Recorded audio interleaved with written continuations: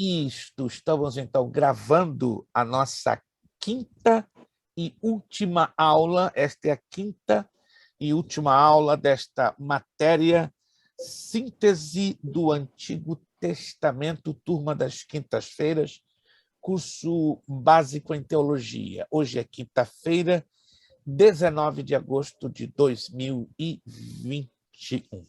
Quero também agradecer às irmãs que já procederam ao pagamento do mês de agosto. Muito obrigado. Deus abençoe e recompense vocês de uma maneira toda especial. Os que ainda não procederam aos seus pagamentos, até o dia 30, lembrem-se, até o dia 30 é a data limite para você fazer o seu pagamento deste mês de agosto. No finalzinho da nossa aula de hoje, teremos então a nossa provinha, né? Fiquem bem tranquilos. Vai vendo uma linda surpresa, uma boa surpresa, porque quando a gente fala surpresa, a primeira coisa que vem na nossa cabeça é algo ruim. Não, mas também tem as surpresas boas, né? E eu tenho uma surpresa boa na prova de hoje, né? Vocês vão ficar bem... Não vão acreditar na surpresa boa.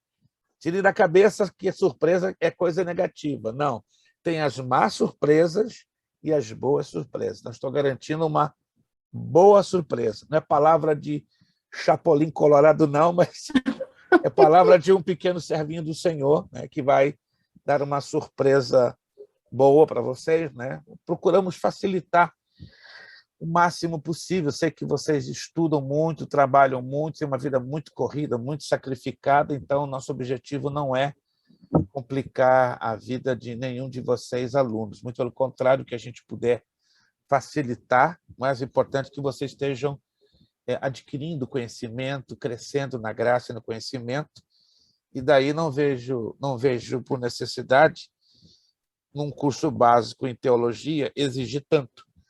Claro, o médio e o bacharel, a gente exige um pouquinho mais, mas o básico, o próprio nome diz, básico, a gente trabalha com o básico do conhecimento das Escrituras, mas não quer dizer que a gente vai deixar coisa lá abaixo do básico, abaixo do básico. Abra a sua apostila na página 27. Nós vamos dar uma visualizada, vamos dar uma visão na história de Israel.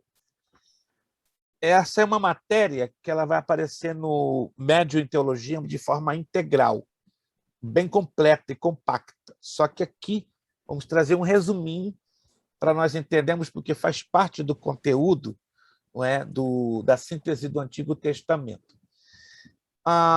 Antes que eu me esqueça, porque eu estou me esquecendo bastante das coisas, né, nos últimos dias, eu quero ter certeza que eu vou errar o menos possível. Só para que hoje estava fazendo a revisão de vários papéis da turma de quinta-feira, acredito que esta, se não a próxima, alguns de vocês já estarão migrando, não é, para a turma do médio. Irmã Terezinha, se não me engano, ela tem mais uma matéria, que vai ser a próxima, síntese do Novo Testamento, e aí termina o curso básico da parte dela. Correto, irmã Terezinha? Correto. A irmã Eliane, se não me engano, tem duas, se não me engano, duas ou uma. Depois a senhora já me enviou as informações, se não me engano, ou essa vai ser a última, ou a próxima vai ser a última. Vai ser entre esta aqui e a outra. Se não for esta, eu vou reconfirmar nos próximos dias. Se essa for a última, porque eu estou com muitos papéis, então os que vão querer migrar para o médio, me confirme, pastor, estou migrando para o médio. Quem não for migrar para o médio, eu já estou sabendo de alguns que não vão parar no básico, tudo bem, seria um problema, é o direito do aluno parar no curso básico, ok? Mas os que forem migrar para o médio, só me dá um toquezinho. O médio só acontece às segundas-feiras, de 8 às 9h45, somente às segundas-feiras. Eu acredito que vai migrar já para o médio irmã Eliane, a irmã Camila e irmã Graciela, acredito que tem mais duas matérias, mais duas, uma, perfeito. É a minha última. Como?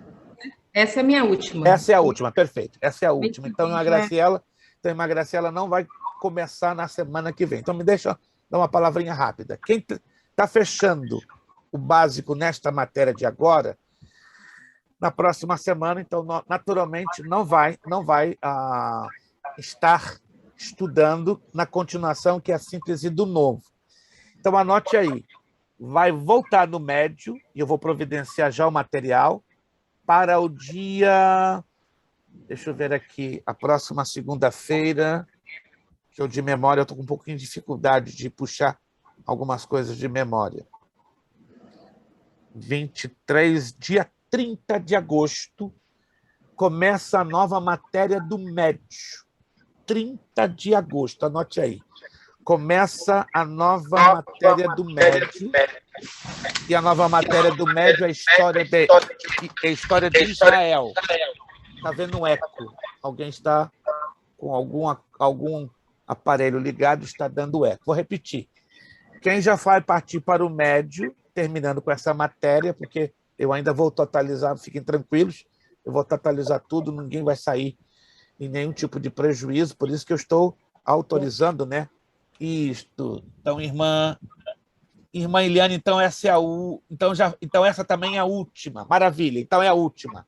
É a última. Então, irmã Eliane também. Então, irmã Eliane, irmã Graciela, irmã Eu também, pastor. Camila, porque vocês entraram em junho do ano passado. Confere? Quem entrou em junho do ano passado, então esta é a última matéria. Uau! Então vai encolher essa turma. Vai encolher essa, porque a tendência é ficar uns 2 ou 3 ou 4. Mas eu já esperava que isso acontecesse. Isso é um processo natural. Na próxima quinta vai entrar uma nova aluna, a irmã Isabelle, aí vai equilibrar um pouquinho, mas recapitulando, né? Só para a gente não perder o fio da meada. A irmã Eliane termina hoje, ok? Irmã Sandy, irmã Graciela e irmã Camila. Confere? Confere? Termina, então, hoje, e aí vocês só vão voltar... A Terezinha também. Mas, pastor, a Sandy entrou depois de mim, ué. Não, eu vou repetir, entenda bem. Eu tenho junto com você. Essa é a sua última matéria. Então não tá certo, porque eu estou aqui com 2 papéis que estão me dando um pouquinho de conflito. Guarde isso. Quem entrou em junho... Eu não lembro quando eu entrei. Ô, Terezinha, você tem essa apostila? Não são 13, são 13 matérias, né, pastor? Síntese do Novo Testamento. A senhora tem ou não essa apostila? Eu acho que eu tenho, Se tenho tem, já está fechado. Já está fechado. Deixa eu olhar aqui, deixa eu olhar. Perdoe-me tomar o tempo, porque isso aqui é importante, porque como eu estou com uma quantidade enorme de papéis, eu quero fechar para não cometer, entende?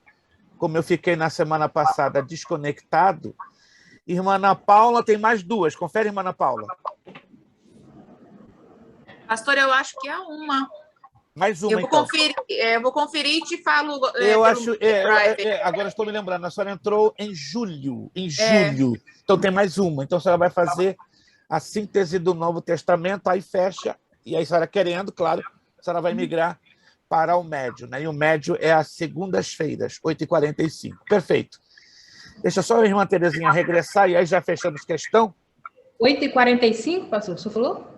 Não, é o mesmo horário, de 8 a 9h45, não muda nada. Não muda nada. Eu fiz, pastor. Maravilha, então é a última. Está todo mundo, então, dando tchau, tchau.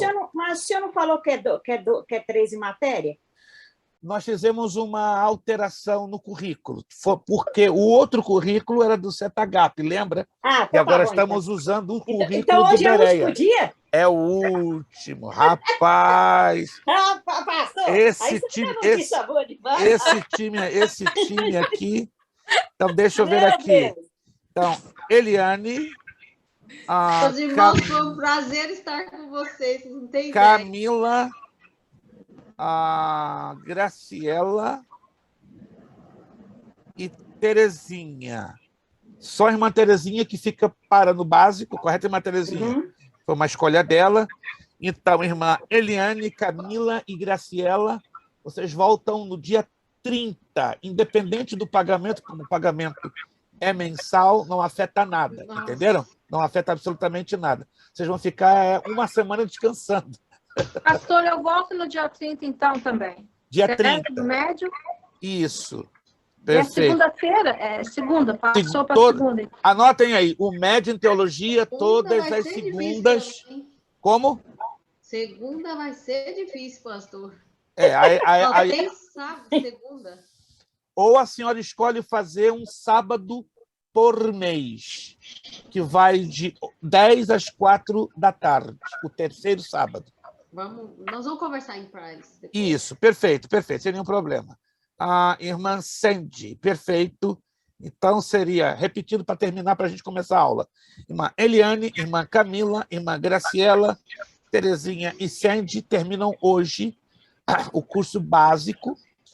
E aí, quem for fazer o médio, segunda-feira, dia 30. Eu vou estar despachando o material amanhã. Então, amanhã já está indo para você o material da matéria História de Israel, que é a matéria. Já as outras irmãs continuarão, os outros irmãos continuarão até fechando. Irmã Ana Paula tem mais uma, e aí ela vai depois, um mês, na matéria seguinte, então ela já estaria acompanhando os demais. Wincy, bom te ver, Wincy. Não, que benção. De chapeuzinho e tudo, coisa boa. Prazer, pastor. Sempre um prazer te ver. Olá. Acho Página que é 20. o Wincy que está dando eco. Provavelmente. Ele vai ter que fechar o áudio O dele. Wincy. Isso. Maravilha. Gente, eu vou fechar o áudio de todos para evitar... Maravilha. O áudio está fechado de todos, só a irmã Eliane deixou o áudio dela aberto. Oh, desculpa-me. Obrigado, obrigado. Página 27, a história de Israel, parte 2. Bom, nós pulamos um pouquinho, né, para simplesmente dar a visão da história de Israel, que faz parte da síntese do Antigo Testamento, e ela é muito importante entendermos isso aqui. Na última aula, começamos a estudar um panorama da história de Israel. Vimos um breve resumo da história do povo de Deus, nos 5 primeiros livros do Antigo Testamento e sua importância para o plano de redenção de Deus, preparando o seu povo para a vinda de Cristo. Na aula de hoje, continuaremos a história do povo de Deus desde Josué, na conquista da Terra Prometida até o período dos juízes. Posse da Terra Prometida. Do acampamento a nordeste do Mar Vermelho, os israelitas puderam avistar a terra de Canaã, do outro lado do Rio Jordão. Josué foi escolhido para liderar o povo após a morte de Moisés. A terra estava sob o controle de povos que viviam em cidades-estado. Uma cidade com muralhas, situada no topo de um monte, poderia resistir a um exército invasor por um período praticamente indefinido. Consequentemente, para Israel, a conquista da terra era algo perigoso e praticamente impossível. Então, vamos aqui analisar isso aqui, que é bem interessante. Deus levanta um sucessor após a morte de Moisés, que foi Josué. Lembram-se o outro nome que Josué tinha? Estou me esquecendo, gente. Papai do céu, que está vendo com a minha memória? Oséias, né, professor? Ah, Oséias. Ele era filho de quem? De Papai Noel? Não, eu acho que não. Oséias, filho de Papai Noel, é meio complicado. Ah, eu não lembro, pai. Alguém se lembra de quem era filho Oséias? Ninguém se lembra?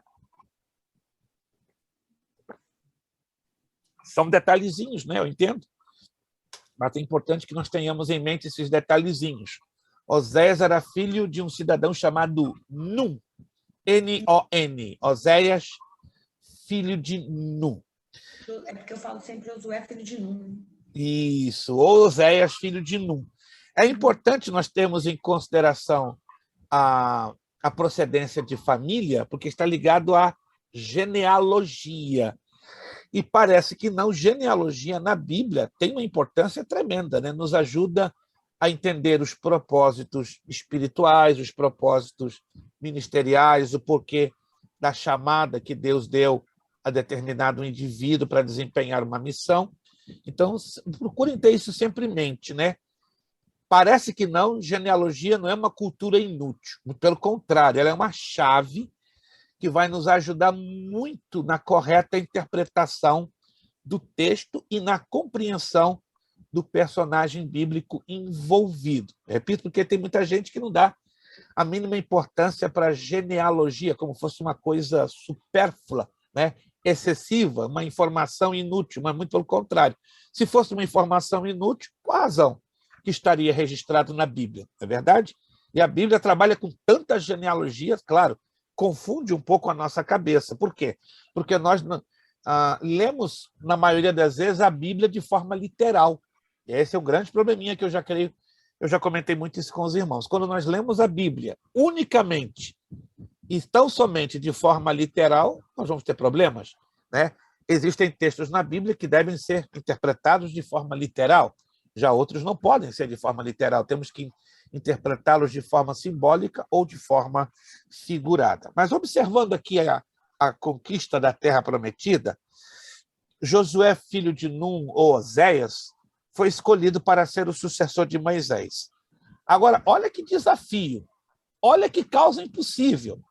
Conquistar a Terra Prometida. Por quê? Ali era uma causa impossível, por várias razões. Primeiro, a Terra Prometida era constituída de cidades-estado. O que quer dizer isso? Cidades-estado. As cidades, elas tinham status de país. Por exemplo, a capital do Brasil, alguém se lembra qual é a capital do Brasil? Brasília. Brasília. A capital dos Estados Unidos da América, alguém se lembra? Nova York? Washington, DC. Washington, D.C. Nova York foi a segunda capital dos Estados Unidos, a segunda. Tá? A primeira capital dos Estados Unidos, se você se lembra pela história, foi Boston. Boston foi a primeira capital dos Estados Unidos, depois foi Nova York e, por fim, Washington, D.C. Os Estados Unidos é um país constituído por 50 estados. 50 estados. E nem todas as cidades principais ou maiores são as capitais dos estados. Massachusetts é uma exceção, né? A capital é Boston, a maior cidade do estado de Massachusetts. Né? Connecticut é outra exceção. A capital de Connecticut é Hartford. Já New Hampshire, só para você vai entender por que eu estou fazendo essa ilustração. New Hampshire, uma história aqui próximo de nós, a maior cidade é a cidade de Manchester, mas a capital é Concord, uma cidadezinha de um pouco mais de 20 mil habitantes.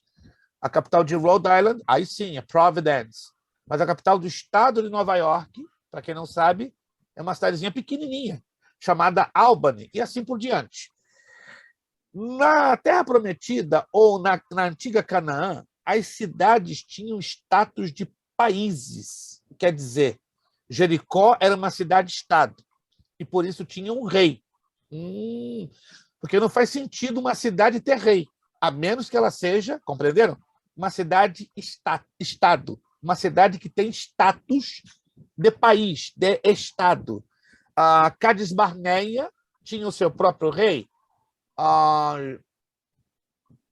Aijalon, uma outra cidade de Canaã, tinha o seu próprio rei, e assim por diante. Então, segundo grande desafio de Josué para conquistar a Terra Prometida, eram cidades-estados, fortificadas, muralhas acima de 10 metros de altura, exércitos poderosíssimos e em grande número que poderiam facilmente desbaratar, anular a aproximação dos israelitas. Então, o prato estava servido. Em que sentido?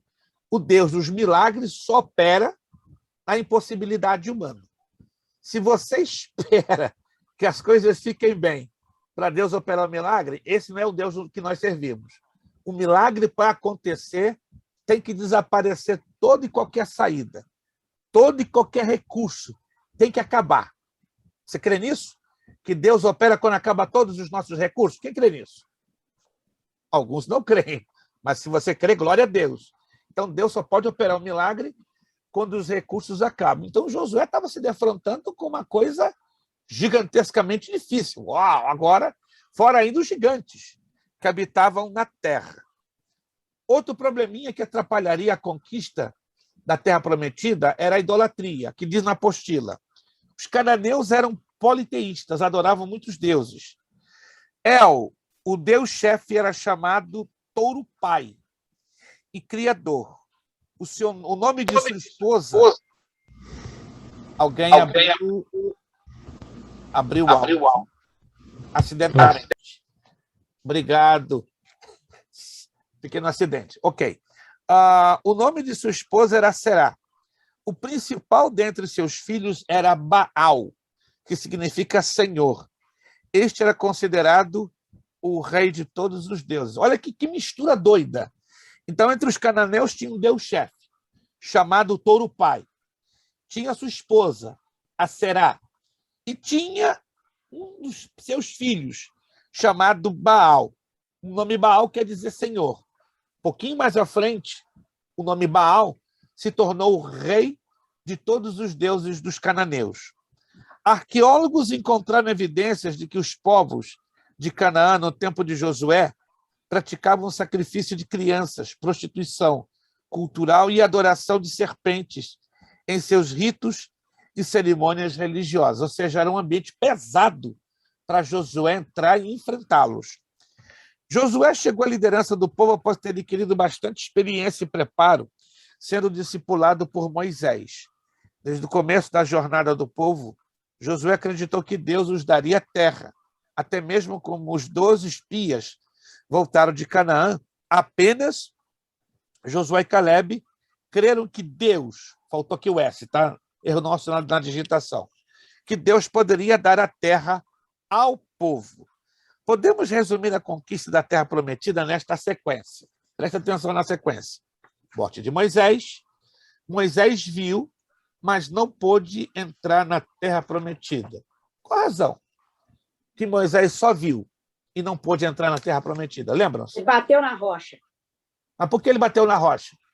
Porque ele irou contra o povo, porque o povo queria água, e a água ia dar...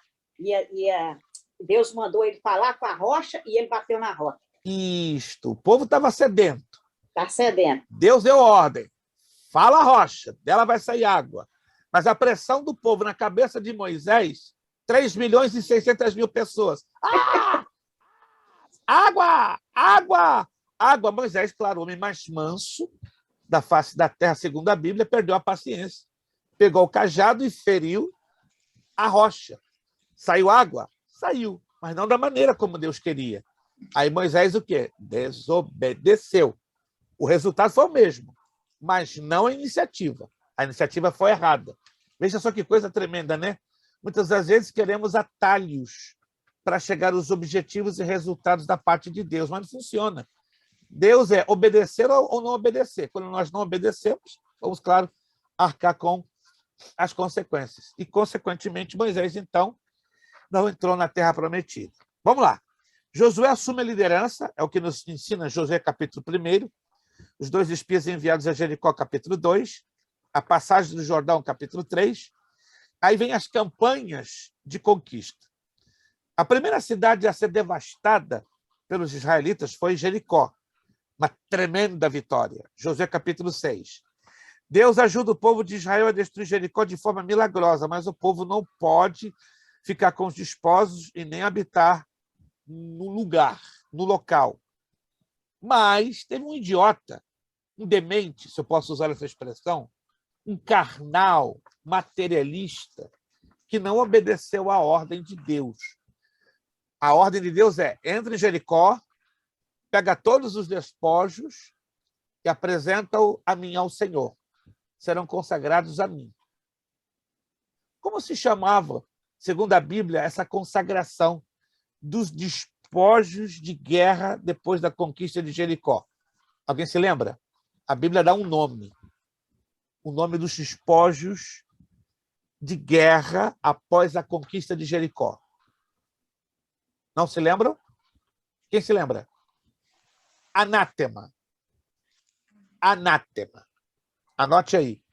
É o nome que a Bíblia dá aos despojos de guerra após a conquista de Jericó. As muralhas de Jericó caíram, os israelitas entraram em Jericó, tomaram os despojos, e a Bíblia chama desses despojos de guerra de anátema. A Bíblia nos ensina que Deus proibiu o povo tomar para si os despojos. Por quê? Porque os despojos teriam que ser separados para consagrar a Deus. Mas um idiota lá, um demente, um cabeçudo, trouxe um grande problema para Israel, porque ele secretamente tomou posse de parte do anátema, trazendo o quê? Um tumulto enorme à nação de Israel. Eu quero saber o nome desse demente e qual foi o tumulto que ocorreu após esse louco ter roubado os despojos. É a Sam. Acã. Acã. Acã. E o que aconteceu após Acã ter secretamente roubado? Roubado o quê? Lembram o que Acã roubou? Uma capa babilônica. Uma capa babilônica. Perfeito. Mas qual foi o tumulto que aconteceu em função desse problema que Acã criou? Lembram? Eles É não que veio as maldições, né, pastor? vencer na cidade de Ai, eles perderam. Isto, a primeira incursão, anotem aí, a primeira investida que os israelitas fizeram na cidade de Ai, eles perderam. Foi uma vergonha.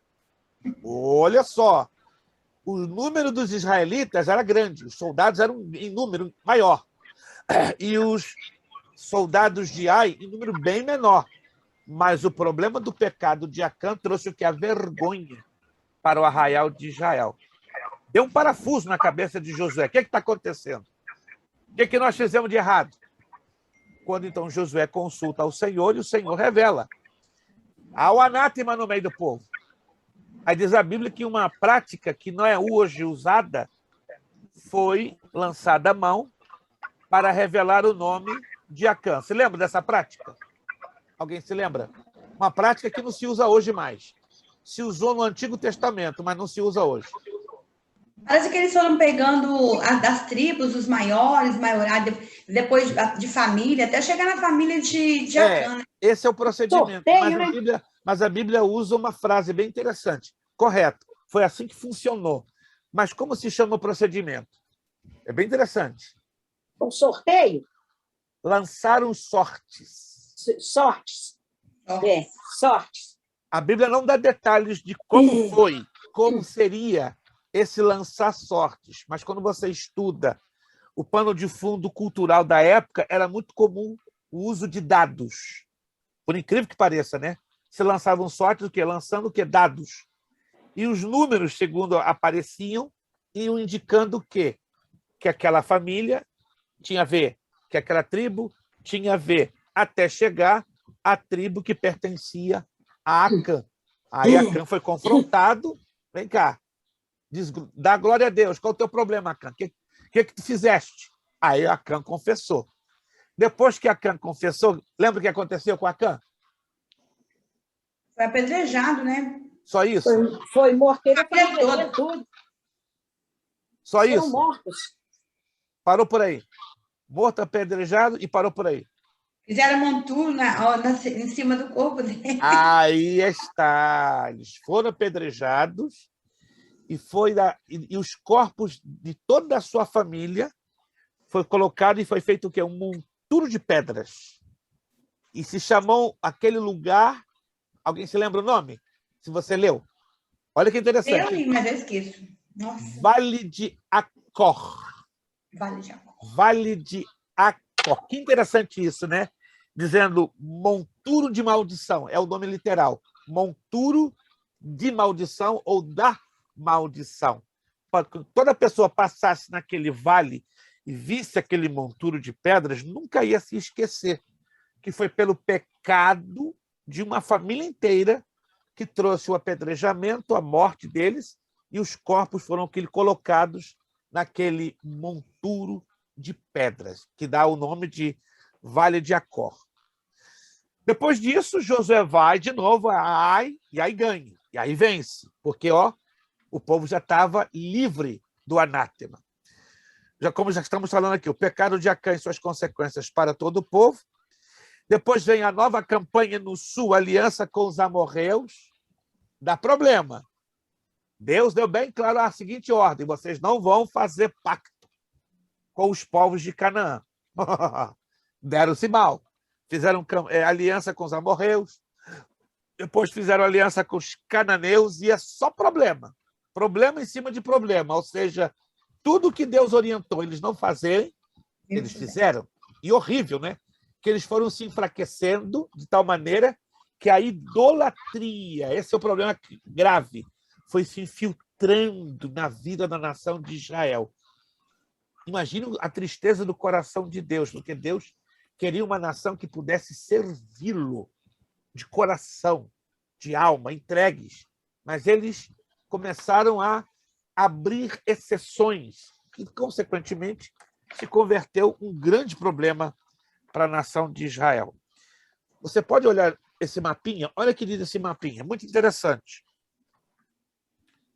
Você vai ver que a nação de Israel, ela vem lá de baixo, daqui, ó, de Edom, passa por Zoar, dá a volta por Moabe, chega a Gilboa, Haas, Hasbadon, e aí atravessa o Jordão. E do outro lado passa para Gilgal. A travessia do Jordão foi uma miniatura do que foi a travessia do Mar Vermelho, lembram-se? Foi uma miniatura, porque o Jordão era um rio enorme, caudaloso, e Deus fez com que os sacerdotes, com a Arca do Pacto, colocassem os pés no Jordão. Quando eles tocaram os pés do Jordão, se abre. Maravilha! O Deus Israel, que abre o Mar Vermelho, agora abre o Jordão. Abrindo o Jordão, eles chegam a Gilgal. E de Gilgal para Jericó. O que você vai ver aqui na trajetória, né, das setinhas. Foram a Jericó, Gilgal, Ai, Betel, Gibeon, Maqueda, Libna, Eglon, Laquis, Debir. Ou seja, a trajetória da nação de Israel para conquistar Canaã foi muito longa, sob a liderança de Josué. Depois, no capítulo 13, olha que interessante, no capítulo 13, na página 29, as terras, a terra é dividida para as 12 tribos. Os capítulos 13 ao 19 de Josué se ocupa falar da divisão das terras. Olha, dá uma olhadinha aqui nesse mapa. Esse mapa é o mapa das 12 tribos de Israel em torno de 1200 a 1050 a.C. Lá em cima você vai ver Asser e Naftali, bem juntinhas, coladas. Abaixo de Asser e Naftali, Zebulão, tipo uma bolinha, pequenininho, não é verdade? A tribo de Manassés, olhando pelo mapa, parece-nos ser a maior de todas, né? Porque ela ocupa o lado esquerdo e o lado direito do Jordão. Estão observando? Então, a tribo de Manassés nos dá a entender que a maior das duas tribos, ela ocupou uma boa porção de terra. Depois nós vemos Efraim, Gade, abaixo de Efraim, Judá, Simeão, e do outro lado do Jordão, Rubem. Então, dê uma olhadinha aqui, ó. Do outro lado do Jordão, lado direito, nós temos 3 tribos, Manassés, Gade e Rubem. Do lado esquerdo, lado oeste, as demais tribos. Então, sem dúvida nenhuma, a tribo de Manassés foi a mais privilegiada a título da repartição de terras. Mas a minha pergunta aqui, está faltando tribo nesse mapa? Parece que sim. Dê uma olhadinha. Está faltando tribo nesse mapa. Dan, tá faltando Dan. E quem mais? Dan está aqui. Não, Dan está aí. Dan está aí. Mas está faltando... Efraim. Não, Efraim está aí nesse mapa. Está faltando alguém aí. Efraim está aqui. Efraim está aqui. Está faltando alguém aí nessa história. Gade, Gade também tem. Está faltando alguém nessa história. Benjamim, pastor? Se esqueceram tão rápido. Benjamim está aí. Ah, o Benjamim achei também. Vocês não podem esquecer. É a única tribo que não ganhou herança na terra. Ah, Levi. Levi. Por quê? Por que Levi não ganhou a herança da terra? Porque eles foram separados como sacerdotes na casa do Senhor. Para o sacerdócio. Então, a herança da tribo de Levi, o sacerdócio. Quiser anotar, é importante, tá? Alguns esquecem, é normal esquecer. Mas Levi é a única das 12 tribos que não herdou nenhuma terra, porque o próprio Senhor Deus havia dito: Levi não vai herdar terra nenhuma. Levi vai herdar o quê? O sacerdócio, como sua herança. Consequentemente, escute, a maioria, se não 99% de todos os sacerdotes que Israel e Judá tiveram eram obrigatoriamente descendentes da tribo de Levi. Há casos que a gente vai, na medida, vamos estudar mais à frente, né, para os que continuarem estudando o curso básico e até o médio, nós vamos deixar bem claro que houve casos muito raros, excepcionalíssimos, não foram muitos, de sacerdotes que saíram não da tribo de Levi, mas de uma outra tribo. Isso aí seria o adultério, a corrupção do sacerdócio, que a gente vai falar mais basicamente nas matérias de profetas maiores e menores no médio em teologia. Vamos lá, página 29. Durante todas as campanhas de conquista a Canaã, os israelitas derrotaram 31 reis. 31 cidades-estados foram arrebentadas, foram destruídas, foram socavadas. Isso quer dizer, o milagre foi maravilhoso, começando pela derrubada de Jericó, depois de Ai, depois de Ajalon, e vamos lá, no total de 31 cidades. Impressionante isto. Vamos lá. Mas dessas cidades foram designadas 6 cidades de refúgio, 3 de cada lado do rio Jordão. Os levitas, olha que interessante, receberam 48 cidades e se espalharam por toda a terra para realizar suas tarefas. Veja bem, os levitas não herdaram terra, mas eles ganharam 48 cidades. Estavam espalhadas por toda a terra. Era como eles tivessem e não tivessem domínio sobre as cidades, compreendem? Não tiveram a parte da terra como herança, mas tiveram a parte da herança espiritual. Tanto que eles tiveram 48 cidades nas quais eles trabalharam cansativamente para exercer o sacerdócio diante do Senhor, nosso Deus. E nos chama a atenção que uma cidadezinha pequenininha, chamada Siló, se tornou centro religioso onde o tabernáculo foi montado. Olha que interessante. E é uma profecia que diz: e de Siló virá o seu rei. Lembram-se dessa profecia? E de Siló virá o seu rei. Isso significa, Siló estava, sabe aonde? Em Judá. E dali nasce quem? Personagem mais importante da história da Bíblia. Jesus. Jesus. Jesus nasce em que cidade? Alguém se lembra? Nazaré. Não, ele nasce aonde? Em Belém. Belém. Mas é criado em Nazaré. Alguém se lembra o significado do nome Belém? Casa do pão. Casa do pão. É porque nossa irmã Verônica comeu pão. Ai, eu estou tentando parar de comer pão. Eu já parei, minha irmã, já há uma semana. Ai, que luta, meu pai, misericórdia. Só estou comendo torradas. Só torrada. É uma coisa chata, né? Mas em prol da saúde, a gente tem que fazer isso. Anotaram, então? Então, Siló, profeticamente, é da onde sai Jesus, para que a profecia se cumpra. Virando a página, página 30. Vamos agora rapidamente olhar para o período mais turbulento da história da nação de Israel. Um período totalmente oposto, presta atenção, totalmente oposto ao que foi o período da conquista de Canaã. Josué foi o período de vitórias, conquistas, triunfo, presença de Deus, organização. Juízes, anarquia, confusão, idolatria. Juízes é o pior período da história da nação de Israel. Após a posse da terra de Canaã e divisão das terras, os israelitas viveram de 2 a 3 séculos sem um rei, quase 300 anos sem rei, meu Deus! Apenas com a liderança de cada tribo e com os juízes que Deus levantava de tempos em tempos para libertar o seu povo. Durante este tempo, Israel viveu um ciclo de avivamento, apostasia, arrependimento e perdão. Passaram por muitas dificuldades com os outros povos que também tentavam ganhar o seu espaço em Canaã.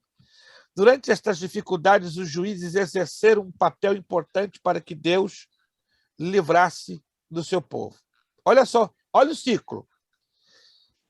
O povo estava na liberdade, numa boa. Vamos começar ali, tá vendo ali o círculozinho?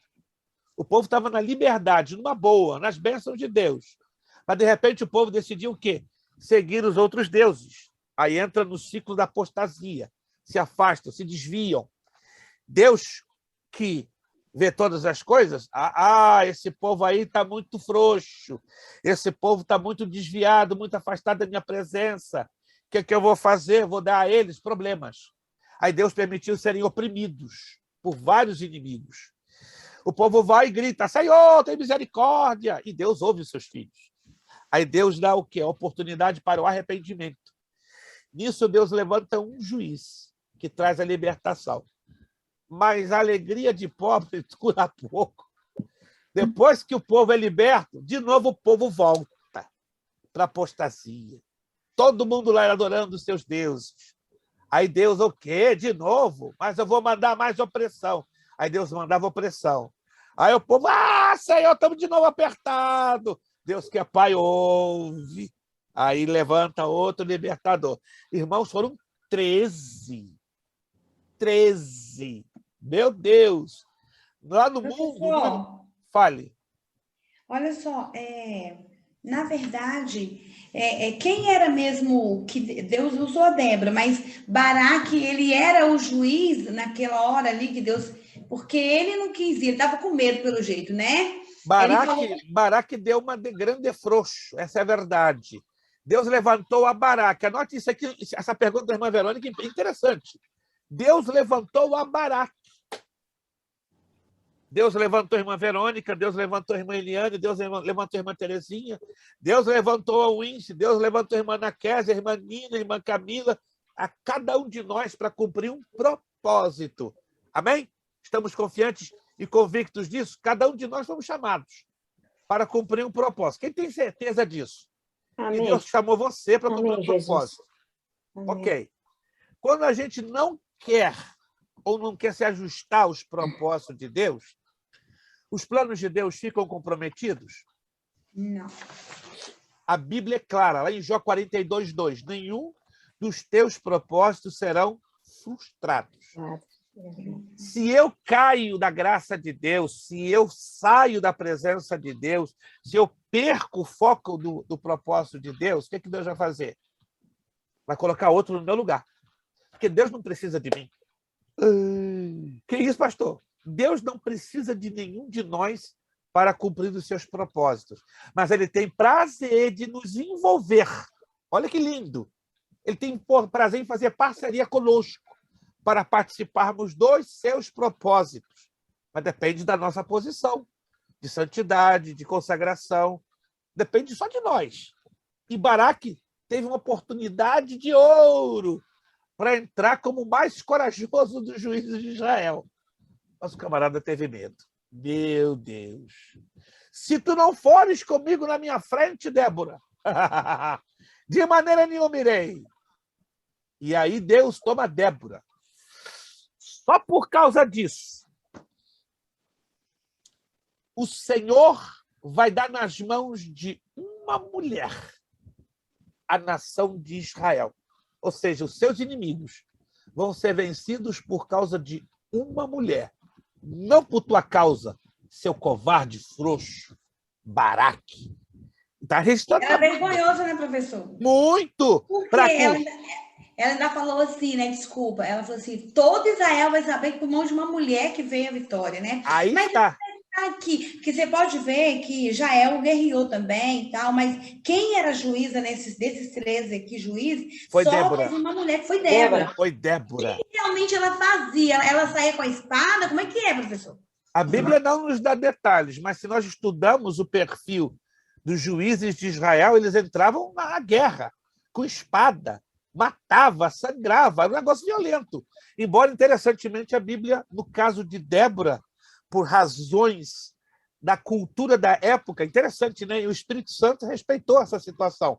Não deu muitos detalhes, mas só o fato, somente o fato de uma mulher ter ocupado o lugar de um juiz de Israel, isso foi algo estarrecedor e humilhante dentro da cultura hebraica. Já é humilhante. Imagine Deus permitindo detalhes da narrativa que envolveu a vida de Débora, que com certeza foi uma vida agitada, uma vida tumultuada, e ela assumiu perfeitamente o seu papel. Ela que julgava as causas, né, pastor? Exato. Além de ela entrar no campo de batalha, supostamente, embora a Bíblia não nos dá detalhes, mas ela julgava as causas. E nenhuma mulher tinha autoridade na época, pela cultura, nem de portar a espada e muito menos julgar uma causa. Vocês vão entender que a mulher na cultura hebraica era relegada a segundo, terceiro, quarto papel. Não tinha importância nenhuma, era um tapete. Não valia. Mas ali, interessante, né? Deus, pela primeira vez, deixa claro que quando um homem fracassa, não importa, Deus levanta uma mulher. É verdade, eu fico feliz, porque Deus ele tem as suas exceções. Deus não é feminista e nem machista. Eita, glória. Deus estabelece regras, Sim. mas as regras são para nós, concordam? As regras são para nós. Mas ele é soberano, então ele pode criar as regras e quebrar, ele mesmo quebrar as regras. Nós não podemos quebrar as regras. Quando quebramos as regras, pagamos as consequências. Agora, ele estabeleceu as regras para quem? Para ele, Deus, ou para nós? Para nós. Para nós. Trazendo essa palavra toda aí para os dias de hoje, a gente pode até falar assim, eu acho, né? Só me corrija aí se eu estiver errado. Por exemplo, tem muitos homens que Deus quer levantar e dar honra nos últimos dias, você concorda? Mas, às vezes, Deus está levantando mulheres para fazer um trabalho que é para homem fazer, e Deus faz. E tem homem que vai ter que, infelizmente, engolir, você concorda? 100%. Não toma posicionamento nem de feminista e nem de machista. Está aqui, ó. Está aqui a prova. Não estou discriminando a ninguém, muito menos o Vince. Mas qual a razão que as mulheres estão em todas? Estão na escola teológica. Trabalho de oração, as mulheres arrebentam. Tá? Nos corais de música. Por que as mulheres se destacam tanto? Nos bancos. Eu conheço uma agência de um banco aqui na área de Boston. É assustador. Primeiro gerente é mulher. Segundo gerente é mulher. Os escriturários são mulheres. Os atendentes são mulheres. Eu falei, está faltando homem nessa casa? Para não dizer que os únicos homens que eu vi naquela agência eram os limpadores, os que estavam fazendo a faxina do banco. Eu falei, meu Deus! Mas está generalizado, gente. Não é só na obra de Deus. Na vida secular, vocês observem que a mulher está ganhando um papel violento. Aí entra para o lado negativo, né? O excesso de liberdade na cabeça de algumas mulheres é uma espécie de bandeira ou de prato cheio para o movimento feminista. Jamais tomarei uma posição de machista ou feminista, porque Deus não é machista e muito menos feminista, mas Deus dá oportunidade igual para todos. Se o homem não abraça certas oportunidades, é um problema dele. Agora, quando o homem abre mão das oportunidades, pode escrever. A mulher não pensa duas vezes, não. Ela entra com tudo. E entre nós, com todo respeito, eu não estou falando nem com feminista ou com machista. A mulher faz muito melhor do que o homem em algumas coisas. Porque a mulher fica mais de joelho, né, pastor? Eu costumo dizer que os sapatos da mulher é joelho de camelo. Os sapatos de mulher é joelho de camelo. Porque a mulher ela se dedica muito mais. Não estou desprezando a nenhum homem, não, por favor. Eu conheço homem aí que coloca muita mulher no chinelo. Mas nos últimos dias que estamos vendo, as mulheres realmente estão ganhando mais protagonismo. Essa é a razão, então, que Débora assume o papel de juíza. Aí entra a famosa vontade permissiva de Deus, porque na vontade original, na soberana, na perfeita, era Baraque. Mas Baraque abriu mão. Deus deixou de ser glorificado? Não. Usou a Débora de uma maneira maravilhosa. E tinha uma mulher poderosa lá, né? Porque Israel também não foi brinquedo, não, hein? Olha só. Passou a espada no caneneu. A lista que se segue apresenta os nomes dos juízes e as regiões em que atuaram de acordo com o livro de Juízes. Otiniel, ele agiu na Mesopotâmia. Eude, em Moabe. Sangar, na Filistia. Débora em Baraque, Canaã. Gideão, em Midian. Então, Otiniel é considerado o primeiro juiz de Israel. Lembram-se qual foi o último juiz? Samuel. E é bem interessante, Samuel. Foi o único juiz, profeta e sacerdote. Uau! Quer anotar? Samuel foi o único juiz, profeta e sacerdote. Professor, para julgar, e no caso de Débora, que ela era juiz, ela tinha que conhecer a Torá, né? 100%. Outro fato fantástico. Não era dado acesso à mulher o conhecimento da Torá. Uau! Então, se supõe que Débora, em tempo recorde, teve que estudar a Torá. Veja que loucura. E, às vezes, as mulheres não liam, não sabiam ler, né, professor? Naquela época, muitas mulheres não liam. Irmã, eu vou ter que isentar a senhora da prova hoje. Tá gostoso, hein? A irmã está entrando em detalhes profundos. Mas na época não era só as mulheres, muitos homens também não estudavam também, não? Mas as mulheres, principalmente. Principalmente as mulheres. As mulheres eram relegadas a um termo marginalizado. Claro, concordo, e a história secular diz que também os homens tinham dificuldade. Mas o maior número de analfabetos era registrado entre as mulheres. Uma vez que, para ser juiz de Israel, teria que ter o conhecimento da Torá, acredita-se que Débora bateu o recorde de todos os recordes. Se gastava de 7 a 9 anos para ter um conhecimento profundo da Torá. Normalmente, entre os homens, esse conhecimento já vinha lá de trás. Mas, no caso de Débora, provavelmente ela já tinha.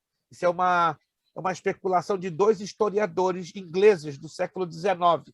Ela conhecia a Torá de ouvir. Quando ela se tornou juíza, ela deve ter tido a necessidade de ler em tempo recorde e estudar, indicando que Débora era uma mulher muito inteligente, muito sensível no plano espiritual, não é? E Deus, obviamente, a capacitou para exercer esse difícil ministério. De todos os 13 juízes, como eu já falei, Samuel foi o último, o número 13, e foi o único juiz, profeta e sacerdote. Mas de todos os juízes de Israel, teve um que foi o mais polêmico, presta atenção, o mais estranho.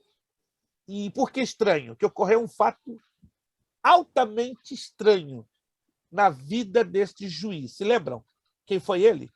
Só teve um. Tudo que aconteceu na vida desse juiz foi estranho demais. Chama-nos a atenção os fatos que abrangeram a vida deste homem. Alguém se lembra do nome desse juiz? Dentre os 13? De todos. Isso. Teve um que teve uma situação totalmente inusitável, estranha, absurda, curiosa demais. É o Gideão? Não. Sansão.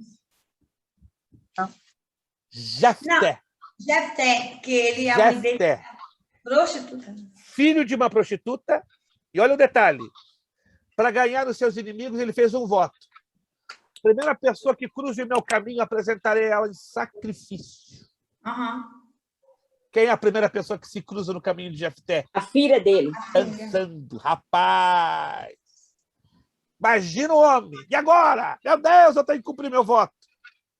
Só que também há uma situação bem curiosa envolvendo a vida de Jefté. Vamos abrir lá o livro de Juízes? Ela é polêmica até nas pregações. Eu já vi cada absurdo. Tem a Bíblia lá dentro. Peraí, dá licença. Eu já ouvi cada absurdo sobre essa situação. Juízes, capítulo 11, verso 29. Então o Espírito do Senhor veio sobre Jefté, e atravessando este por Gileade e Manassés, passou a Mispá de Gileade, de Mispá de Gileade passou contra os filhos de Amon. Fez Jefté, preste atenção, isso aqui chama muita atenção. Fez Jefté um voto ao Senhor e disse: se com efeito me entregares os filhos de Amon nas minhas mãos, quem primeiro da porta da minha casa me sairá ao encontro, voltando ao vitorioso dos filhos de Amon, esse será do Senhor, e eu oferecerei em holocausto. Assim Jefté foi de encontro aos filhos de Amon, a combater com eles, e o Senhor os entregou nas mãos de Jefté. Beleza. 33. Este os derrotou desde Aroer até as proximidades de Minite, 20 cidades ao todo, e até Abel-Queramim, e foi muito grande a derrota. Assim foram subjugados os filhos de Amon diante dos filhos de Israel. Vindo, pois, Jefté a Mispá à sua casa, saiu-lhe a filha ao seu encontro, com adufes e danças, e era ela filha única. Não tinha ele outro filho nem filha. Quando a viu, olha o detalhezinho aqui, começa a me acompanhar. Rasgou as suas vestes e disse: filha minha, tu me prostras por completo, tu passaste a ser causa da minha calamidade, porquanto fiz voto ao Senhor e não tornarei atrás. Ela lhe disse: pai meu, fizeste voto ao Senhor, faze, pois, de mim, segundo o teu voto, pois o Senhor te vingou dos teus inimigos, os filhos de Amon. Disse mais a seu pai: concede-me isto, deixa-me por 2 meses, para que eu vá e desça pelos montes, e chore a minha virgindade, eu e as minhas companheiras. Consentiu ele, vai, e deixou-a ir por 2 meses. Então se foi ela com as suas companheiras, e chorou a sua virgindade. Ao fim de 2 meses, tornou ela para seu pai, o qual lhe fez segundo voto por ele proferido. Agora, olha aqui, gente, presta atenção.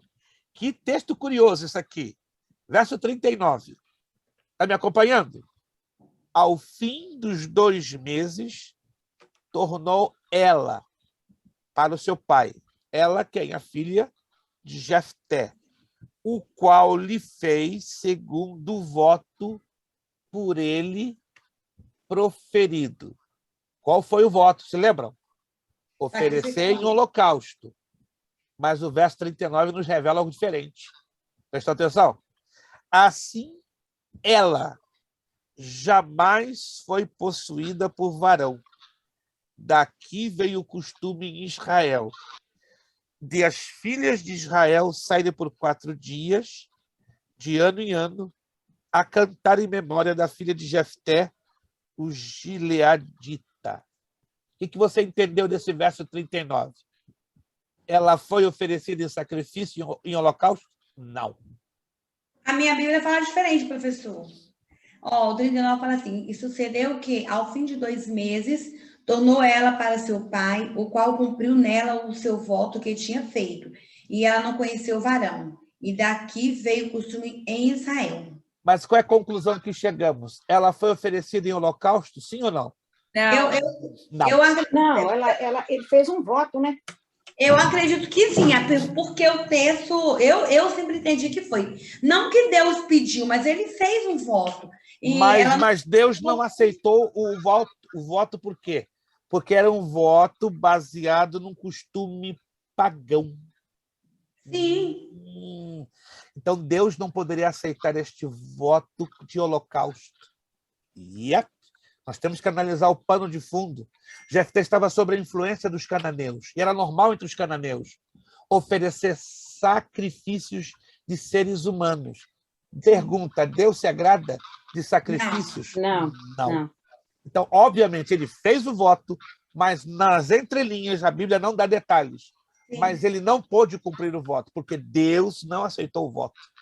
Qual é o número aí, pastor? Esse versículo aqui, eu entendi. Qual versículo é? 39. 39. Mas e o capítulo? Então, por que o costume delas saírem 4 dias para chorar pela menina? Para chorar a virgindade, porque lembre-se que manter-se a vida inteira como virgem era considerado uma vergonha na cultura hebraica. E uma mulher jovem preservar para a virgindade, uma virgindade perpétua, ela é considerada uma vergonha e uma tragédia na cultura hebraica. Se a irmã nunca analisou isso, analisa. Interessante. Nós temos que observar a questão das culturas e a questão do texto que a Bíblia nos diz. Porque se o voto fora consumado, qual o problema que a Bíblia teria em nos informar? Que Jefté pegou e sacrificou e a queimou em holocausto. A Bíblia teria algum problema em revelar esse detalhe? Não. Mas a Bíblia não revela. É porque, professor, fiquei confusa mesmo. Na verdade, eu até já vi falar... Isso é um costume pagão. Sim, e Deus não poderia... fala no princípio, né, que o qual cumpriu nela o seu voto que tinha feito. E ela não conhecia falar. Então, eu já ouvi pessoas ensinar, professor mesmo, e eu também, ele acabou me persuadindo, porque ela não conheceu o varão e ela ela morreu. Temos que entender o pano de fundo de cada história bíblica, as implicações culturais e as implicações religiosas. Deus jamais... Aí nosso Deus seria um Deus que teria prazer em holocaustos e sacrifícios pagãos. Seria a primeira vez, então, que constataríamos que Deus se agrada de sacrifícios à semelhança dos pagãos. Pastor, então, no caso, o voto dela ficou transferido como se ela não foi possuída por homem nenhum. Aí está exatamente esse ponto. Exatamente. Houve uma transferência, de circunstância. Porque Deus, sob hipótese nenhuma, aceitaria o holocausto, porque era um costume pagão da época, ali em Canaã. Do contrário, Deus estaria caindo em contradição. E volta a bater na tecla. Não estou aqui persuadindo, para a gente pensar. A Bíblia teria dificuldade em dizer que ela foi queimada em holocausto? Não. A Bíblia... Mas o senhor sabe que é isso ensinado, né, professor? Em muitos lugares, né? Mas nós temos que estudar o pano de fundo histórico, social e cultural. É a ferramenta chamada hermenêutica bíblica que nos ajuda a entender isto. Quando lançamos mão da hermenêutica, então a coisa fica mais clara. Nem tudo na Escritura é 100% direto e objetivo. Por isso que eu digo, nós temos que ter o cuidado, quando lemos a Bíblia, sabermos aonde ela é literal, aonde ela é simbólica e aonde ela é figurada. E quando os três não aparecem, aí nós temos que lançar mão do quê? De qualquer maneira, da ferramenta da hermenêutica, que vai nos mostrar o contexto histórico, religioso, social, geográfico. E aí a coisa fica melhor na compreensão. É uma pena que a hermenêutica é muito pouco usada para a interpretação de textos difíceis como este. Mas vamos lá. Vamos lá. Eu posso fazer uma pergunta? Vamos lá, irmã Sandy, se puder lhe responder. Eu gostaria de fazer uma pergunta. Na sua opinião, qual o motivo que o senhor acha que o ser humano, em geral, durante a história, né, da igreja, história de Israel, história da humanidade em geral, de onde vem essa necessidade de cultuar outros deuses que, às vezes eu fico pensando, será que foram deuses inventados? De onde surgiu isso? Qual a necessidade? Por que o ser humano tem essa necessidade? E depois volta para Deus e pede perdão e volta de novo a cultuar imagens e coisas que não existem? De onde vem isso, na sua opinião? Romanos, capítulo 1, verso 18 a 25, tem uma resposta bem interessante. Romanos, capítulo 1, verso 18 ao 25. Dê uma lidinha com calma. Se não ficar claro, depois eu, em off, eu respondo à senhora. É bem interessante. Romanos, capítulo 1, verso 18 ao 25. Irmã Eliane ia fazer uma pergunta. Pois é, professor. Professor, aqui eu fiquei na dúvida. Para mim, ele cumpriu, porque aqui está dizendo o seguinte... ela voltou para o seu pai, que lhe fez segundo o voto que tinha feito. Ok. E a outra parte da frase, a senhora já leu? A outra parte da frase, pastor...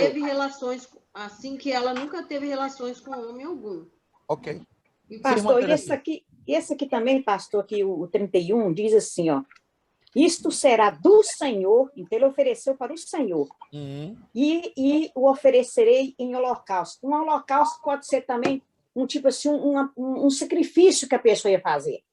Isso não quer dizer que é queimar a pessoa, mas pode ser um sacrifício também. Aí está um outro ponto que temos que considerar. Holocausto na Bíblia não fala unicamente, necessariamente, de matar, morte. sangrar. Pode ser uma oferta para o Senhor. Isto! Então, aí lá está. ela fala que Chegou ela... ao ponto aonde a irmã Terezinha entrou na hermenêutica. Então, aqui fala que ela, e sucedeu que ao fim dos 2 meses, ela tornou ela para o seu pai, a qual cumpriu nela o seu voto que tinha feito. E ela não conheceu homem algum. Aí está. E daí veio assim. Então, ela se ofereceu como uma oferta ao Senhor. Uma oferta, ou seja, ela não poderia ser tocada nunca por Nunca nenhum mais. homem. Era oferta Só pro do Senhor. Senhor. Porque a Ele palavra trabalha pelo ouro, Senhor. porque aí bate direitinho a palavra hebraica para holocausto, kerabad. Kerabad quer dizer oferta. Oferta. Ela pode ser oferta queimada ou oferta não queimada. Não queimada, isso aí. Temos que entender as origens da palavra. Mas, Terezinha, está fechando com chave de ouro. Ô, professor. Está fechando com chave de ouro. Luiz, apesar de todos nós estarmos falando isso aqui, mas é um texto que é muito confuso, porque você vê que ela mesma pediu para o pai dela, cumpre em mim o teu voto. Sim, sim. É porque ela era obediente ao pai dela. Exato. E eu vou bater na tecla. Aqui é fácil vou bater na tecla. A palavra holocausto na Escritura não se refere apenas a necessariamente, a unicamente a matar, a queimar, e sim a entregar.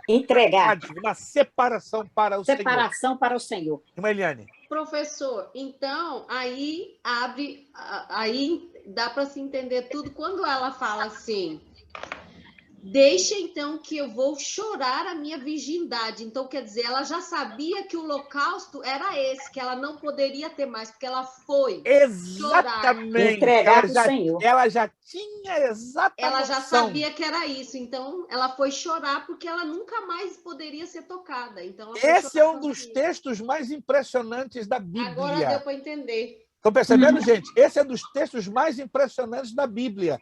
Porque se você pega no literal, você vai interpretar outra coisa.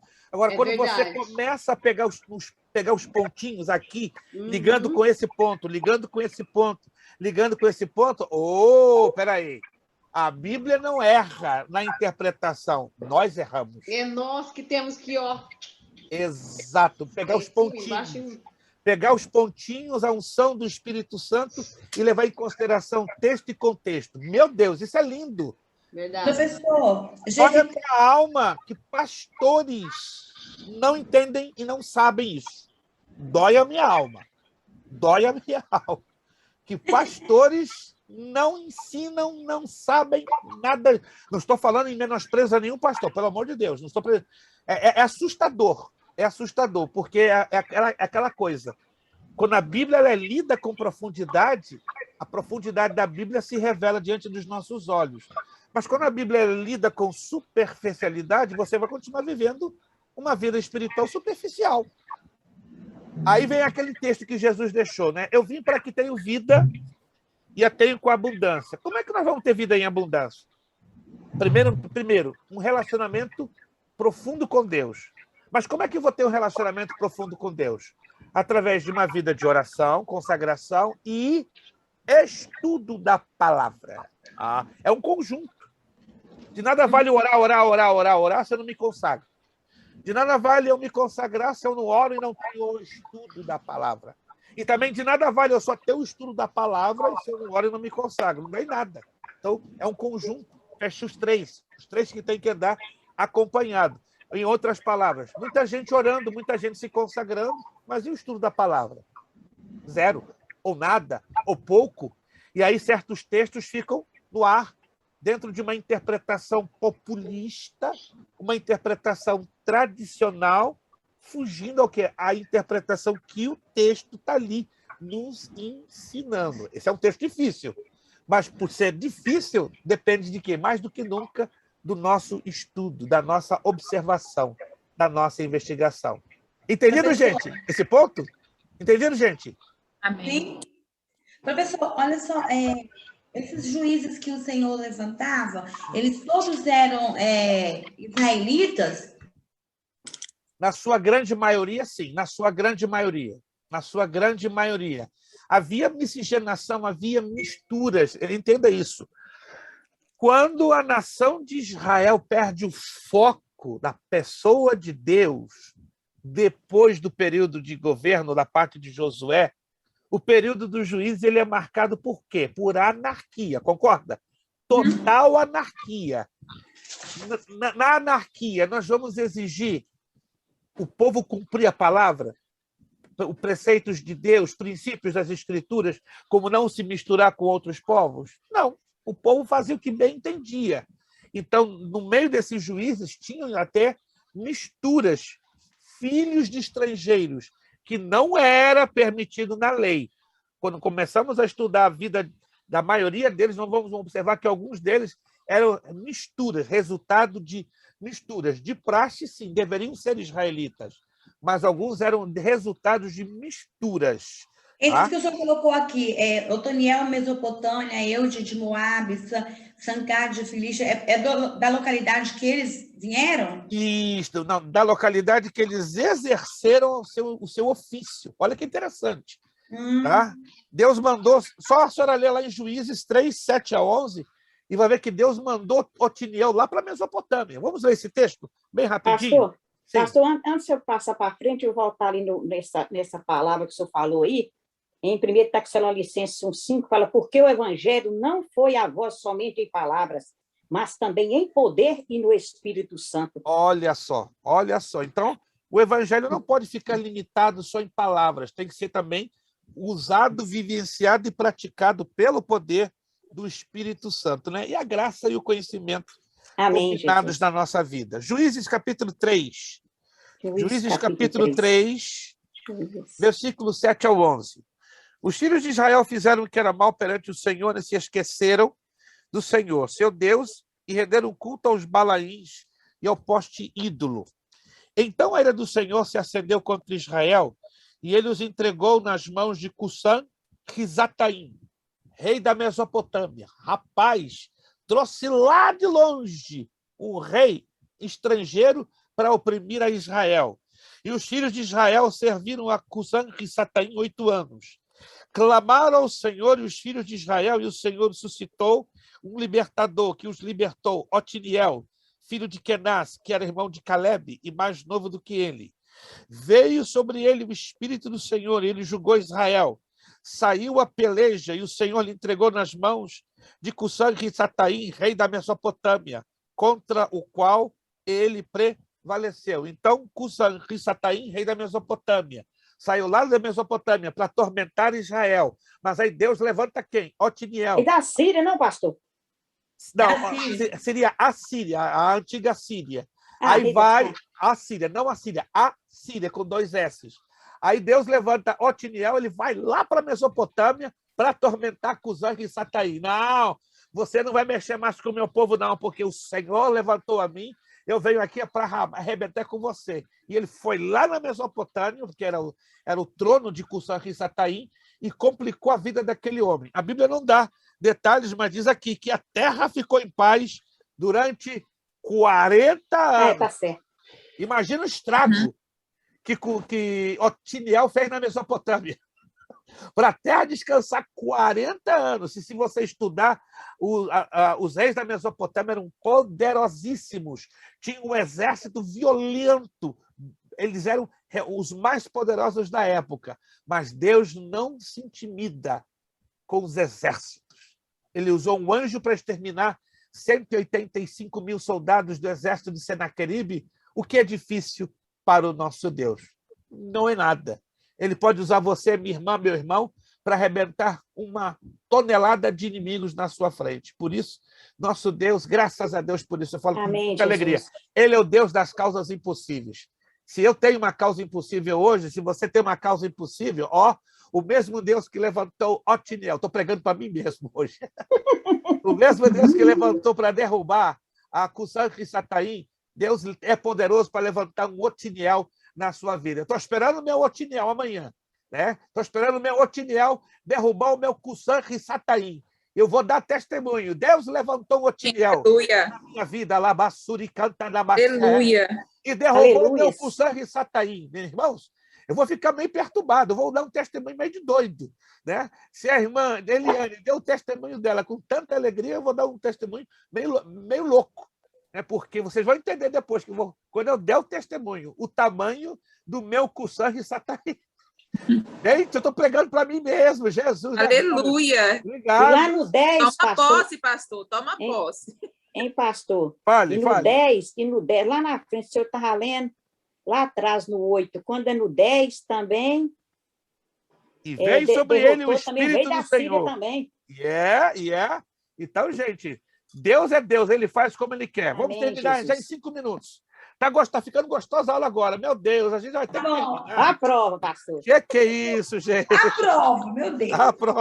A prova não vai ser provação, não. Vai ser a prova. Não vai ser Amém, provação. Jesus. Meu Deus. Vamos lá. Página 31 e terminamos. Né? Abimeleque, Tola e Jair, eles dominaram Midian, Jefté, Amon, já falamos, né? Filho de prostituta e rejeitado por muitos.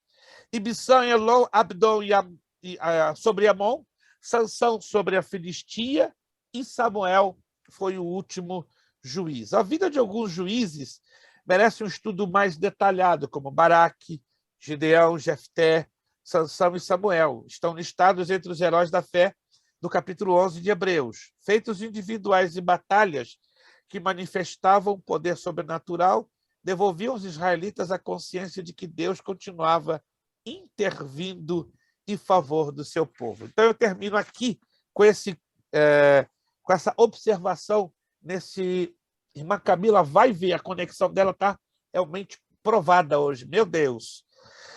Esse retângulo em cinza, olha só o que diz. É durante o período dos juízes que encontramos a história de Ruth. Não podemos datar ao certo quando ela teria acontecido. Temos apenas a referência no tempo que Israel era governado por juízes. Ruth 1:1. A história comovente de Ruth apresenta ao leitor do Antigo Testamento uma das heroínas silenciosas da fé. Como registro de incidente ocorrido no período dos juízes, oferece grande contraste com a imagem negativa da fé israelita da época. Em vez de israelitas abandonando a lealdade e adoração a Javé à procura de outros deuses, a história de Ruth descreve Ruth agindo com base na lealdade, seguindo a Javé, ou seja, Jeová, ao eterno Deus, e condenando outros deuses. Vocês devem saber, para concluir, que Ruth foi uma sacerdotisa de deuses moabitas. Era uma pagã.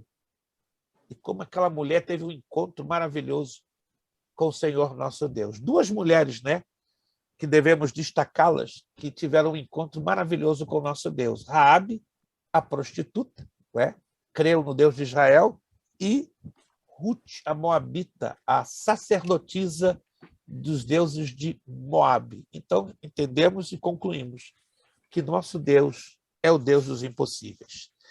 Ficamos aí com o restante da apostila, né? É muito longa, a história de Israel, parte 3.